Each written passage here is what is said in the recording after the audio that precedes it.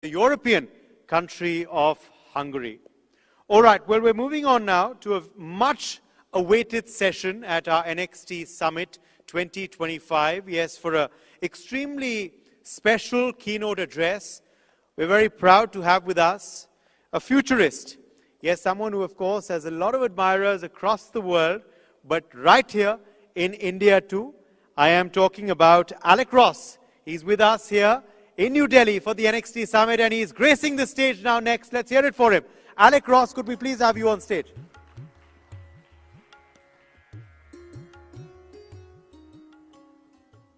All right. Good afternoon, everyone. So one of the things that I particularly appreciate about this conference is the diversity of the people speaking. We've literally gone from a Hungarian minister to an American cowboy.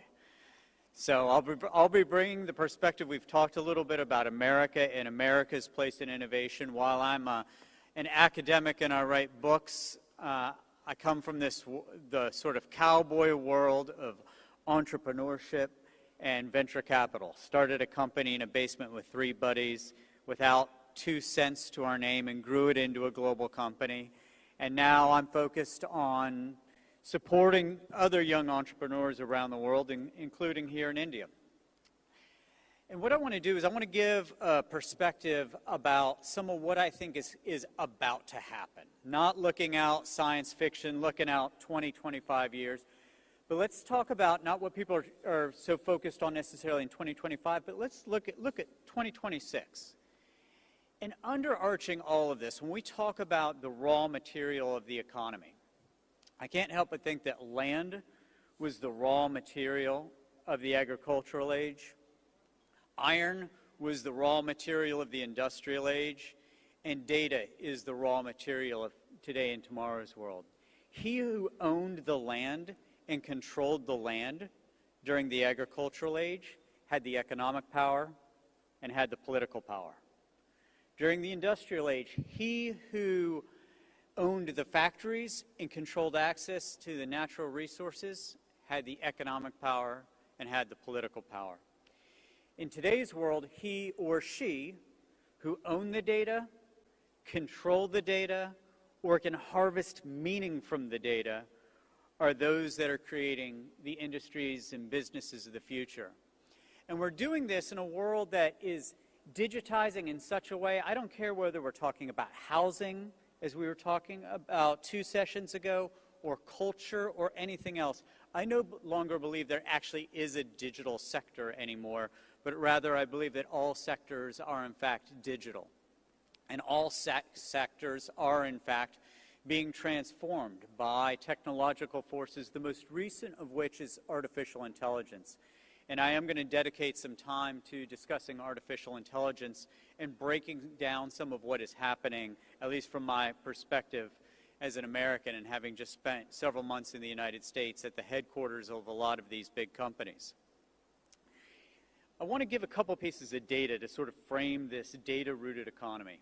Just 10 years ago, so 2015, not a long time ago, 10 years ago there were 15 billion networked devices in the world. These are our smartphones, there are laptops, but more significantly, and certainly more significantly for India, they're the sensors in our supply chains and in our factories. Today, just 10 years later, that number has gone from 15 billion to 75 billion. 15 billion to 75 billion. And just in the last year, the end of February last year to this period, we've gone from 62 billion to 75 billion. And that is not because we're putting more cell phones in more pockets. It's because we're digitizing industries that historically were non-digital, from transportation to agriculture to manufacturing. And within all of this, if we think about the last 10 years, and I were to frame sort of what the global models have been, if I were to do this very undiplomatically, I worked for President Obama for 4 years as a diplomat. I'm not a diplomat anymore, so I don't need to be diplomatic. I'd say America innovates, China replicates, Europe regulates. And that's sort of a very sweeping statement to make, but it's mostly true. It's mostly true. And so my question, even with Deep 6, the most recent Chinese model, an LLM was an American innovation. Deep 6 was trained using American chips that it largely bought on the black market through Singapore and trained on OpenAI's model. So the great Chinese innovation in this respect was that it figured out how to less expensively and more efficiently do a sort of B-minus job of an American LLM. Now, I'm not going to spend the next 15 minutes insulting China. I'm going to point out some areas where I think that they are moving from replication to innovation. But I think the more interesting question for those of us who are here is, okay, so what United States, so what China, so what Europe? What about the other rising powers? What about India? What about the Gulf states? Where do they fall within this frame? And what I would say is, I'll repeat something that was said from the stage earlier. It's that the future is not something that's guaranteed. It's something that's made up by a series of choices. None of this is predetermined. None of us are truly omniscient about what is going to happen economically, geopolitically, or geoeconomically. What I will say is that India is in a good position, but it's not in a position that will guarantee success over the next 5 years in terms of being able to truly innovate. And what I want to do is unpack that a little bit. You know, I've invested, over the last handful of years, I've invested $900 million into 45 startups on 5 continents, including in India. I've done that with my partner in the United States, my venture capital partner, who is Indian American, Shield Tile. And what's interesting is we think about India, and as we invest in India and elsewhere, the big thing that's coming right now with artificial intelligence is that India, if it doesn't significantly invest in and lead in artificial intelligence, it's going to lose one of the 2 great advantages it's had over the last 10 years. One great advantage has been its large market. It's not going to lose its large unified market. But one of the ways in which India has been so successful is that the base unit cost of labor for a highly skilled, highly educated technical talent has been substantially lower than it's been in the United States or in Europe. So I flew to Delhi yesterday from Zurich because I sit on the board of directors of a Swiss company. And we employ a huge number of engineers in India. Why? Because they're smart, they're hardworking, and the basic cost of labor is lower in India than it would be in Switzerland or in the United States. But the interesting thing that's happening right now with AI, we've been talking about increased productivity by virtue of digitization for 20, 25 years, and it hasn't happened. What digitization has enabled us to do is actually work longer and work harder, and just a little bit more productively. This is what the economic data shows us. But what's interesting is if you're sort of a nerd like me and you really get into the data, what we're seeing is that over the last 18 months, AI is delivering the promise in terms of increased productivity that people have expected for the last 20 to 25 years in digitization. And what that means is that much more important than having than the base unit cost of labor is the base unit of knowledge and creativity. This is what's actually very counterintuitive. Knowledge, yes. So if what we're seeing is a great engineer empowered by AI is suddenly massively more productive, you're willing to pay more for an engineer who knows how to use those tools effectively. And then part of what we're seeing is that the top 2% of engineers using AI, one of the most interesting characteristics about them is that they combine their technical knowledge with creativity. This is one of the counterintuitive things about this next stage of digitization. It's that as our behaviors, as our business processes grow increasingly algorithmic, as humans become more like machines, as machines become more like humans, that which makes us human actually grows more important. So if you're able to combine technical knowledge with creativity, with an understanding of behavioral psychology, with emotional intelligence and other such things, those are the people we find are creating the most economic value in society. And so the opportunity then for India and for other states, for example, in the Gulf, is to figure out how to accelerate the domain expertise within artificial intelligence, but do so in an interdisciplinary way where we also have an understanding of skills that we tend to associate with the humanities. As the world grows increasingly driven by algorithms, that which makes us most human grows more important. Now, I do want to get specific for a couple minutes on some specific aspects of AI, because people say AI, and that means sort of everything and nothing. When people say AI, it means sort of everything and nothing. And what I want to do is I want to deconstruct this a little bit. A couple people, I only got here this morning, but a couple people have already asked me, can India be a big independent AI market where it can compete on foundational models against the Chinese, against the Americans? And what I would say is, in order for that to be the case, and it could be the case, it absolutely could be the case, you need to have all four pieces of the AI stack. And those four pieces are, number one, energy. These technologies require an enormous amount of energy. Number two, compute. So the reason why Europe's most valuable tech company is a Dutch company called ASML is because it builds the machines that enable compute.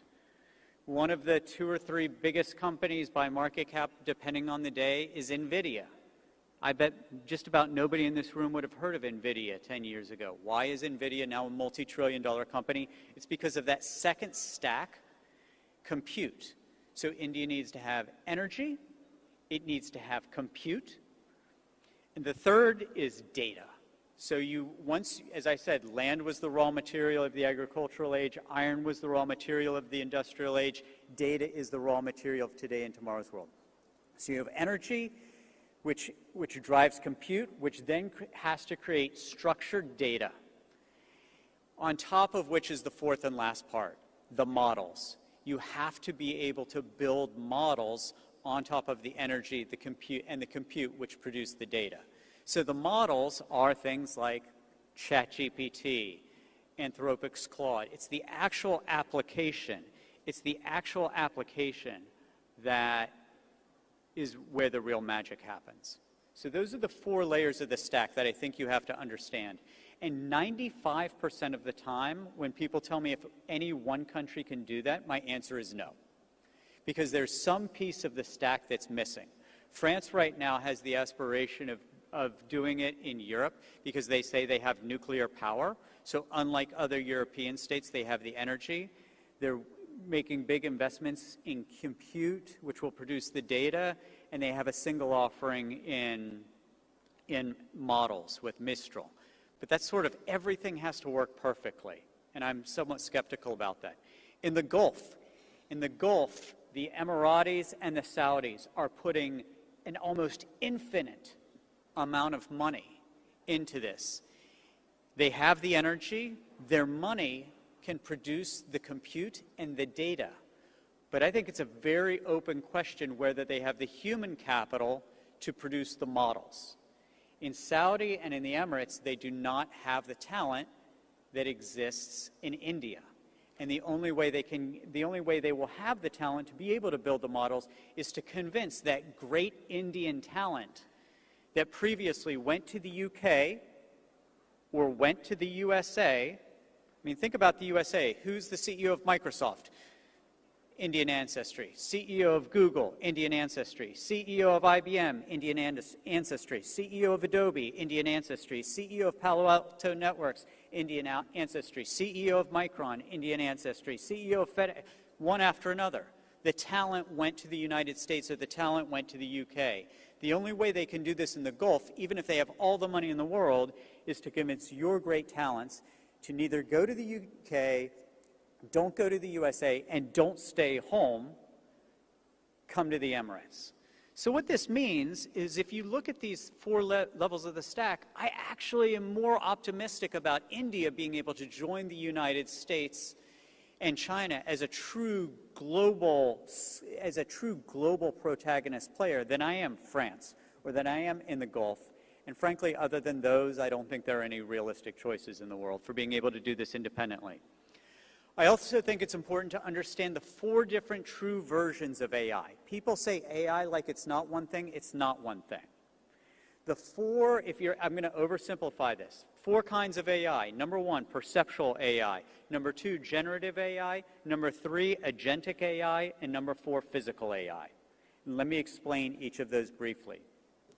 Perceptual AI is the AI that most of us know from 2017 to 2021. When I pick up my iPhone, I don't have to type in a cell phone, it recognizes my face. That is perceptual AI. When you're in your Maybach or you're in your Tesla, the ingestion of data that creates the visual models, that is perceptual AI. It's AI that is ingesting information and analyzing what is going on around it, okay? That's perceptual AI. And in perceptual AI, the US and the Chinese are about even, okay? The US had a big advantage. Right now, they're about even. Number two is generative AI. Most people, when they say AI now, they're talking about generative AI. This is artificial intelligence that produces new content.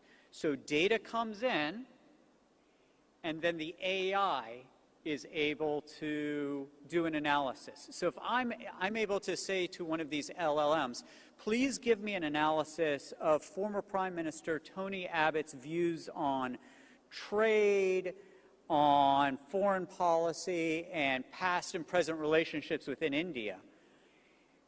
What that LLM is able to do is it is able to produce original content based on querying sources at my direction. That is generative AI. That's what everybody's focusing on. At this conference next year, that's not what people are going to be talking about.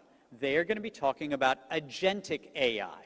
And if you go to the cool kids tables in Silicon Valley or in Shenzhen, they're talking a little bit about generative AI. They're talking a lot more about agentic AI. What is agentic AI? Agentic AI is AI with autonomy. So when I ask my LLM, when I ask my generative AI for an analysis of Tony Abbott's views, it is going out and it's culling information, it's giving me what I asked for. Agentic AI is task-oriented. So what that would mean is I can't do it now, but I'll be able to in about a year. I'll be able to tell my AI, instead of flying back to the United States tomorrow, I want to fly to Sydney. I want to fly with no more than one stop. I want you to book me a business class ticket. I want you to find a 4 or 5 star hotel at under $500 per night. And I want you to query my Facebook friends who live in and around Sydney, let them know that I'm in town and find out who's available for a drink after I get there. Hit that button and it happens. That's agentic AI. Now, agentic AI, that's a consumer model of agentic AI. A B2B agentic model of agentic AI, I think is going to come sooner and I think represents a lot of opportunities. This is in a case where the agent of one company talks to, usually, the agents of another company. So let's say you make bottle caps. I sit on the board of directors of a company that makes bottle caps. The agent, the AI of my company, can speak to the agent, the AI of another company, and say, hey, we need 30 metric tons of this kind of aluminum at this processing grade. We need it on these dates across these delivery dates. Can you give me pricing and availability? And the other agent responds with the information. So that's what's coming. The fourth stage, and in agentic AI, so perceptual AI, the US and Chinese are about even. Generative AI, the United States is way ahead, in part because it's very difficult to censor large language models, and the Chinese will not accept totally open models. In agentic AI, the US is a little bit ahead, I would say, on the consumer models, and the Chinese and the US are about even on the business-to-business models. The area where the Chinese are ahead is in category number 4, which is physical AI. Physical AI is the combination of artificial intelligence with the physical world. These are our drones. These are our self-driving cars. These are the robots and the robotics that are in most of our factories. If you go into truly advanced factories right now, one of the things that will strike you is how few human beings there are and how automated and how AI-driven they are. I want to take all of this sort of conceptual stuff. I'm running out of time, but I want to give one very concrete example of what this means in almost banal terms. I'm going to go back to my bottle cap company, all right? I sit on the board of directors of this company, and it's headquartered in Italy. I spend 40% of the year in Italy. And you can't, I mean, what could be more old-fashioned than aluminum bottle caps? But what's interesting is we produce 40 billion a year. So if you're drinking a Kingfisher in Delhi or a Heineken in the Netherlands or a Corona in Mexico City, it's one of our bottle caps most likely. And in the middle of COVID a couple years ago, we decided to invest very heavily in AI. You're like, what does that have to do with making bottle caps? We've used it for 3 things. Number 1, predictive maintenance. Number 2, managing the waste products, managing the industrial wastes. And number 3, being able to remotely direct our production lines. So we can sit in Italy and direct our production lines in Brazil and China. What happened? Our margins went way up. And we were able to do this without firing a single employee. What we told our employees is you have a choice. You can either be the master of these technologies or its slave. We will give you all the training to be its master, but if you won't accept the training, then you got to go. Because we want the machines to be the slaves, not the humans. So our margins went way up. What did we do? We bought our competition in the United States. We bought our competition in Canada. And we doubled our production in China. So instead of being colonized by the Americans, instead of being colonized by the Chinese, this family-owned company in Italy is now number 1 globally, and we were the colonizers. We took over the Americans, we took over the Canadians, we doubled in China. And I use this very concrete example for this audience because I do believe in India, it's the application layer that billions and billions and billions of dollars of value can be drawn out. It's not, don't try to be the next ChatGPT or the next DeepSeek. Build the AI models for agriculture, for manufacturing, for transportation, for energy. If you think about all of those areas of expertise that already exist in India, I'm telling you, there are tens of billions of dollars to be made in building the applications that live on these foundation models. And I'll just close by saying, as I think about how many of my friends in the United States are Indian American, how many of their parents came to the United States, you know, either with degrees from the IITs or coming to the United States for graduate school, they came for the American dream. It's the same reason that my great-grandparents emigrated from Europe to the United States. What I think is really interesting, just to inject a little bit of politics into things for 1 minute, is with the rise of India and with the United States taking a little bit different posture to the rest of the world, and certainly with immigration, I think the opportunity in a certain respect is to have an Indian dream. Instead of just thinking about how your labor can go to the Emirates or the United States or the UK, how world-class companies can continue to be built and grown here. And the choice is not to leave and to make more money, but to create enormous value and wealth and well-being here in India. Thank you very much.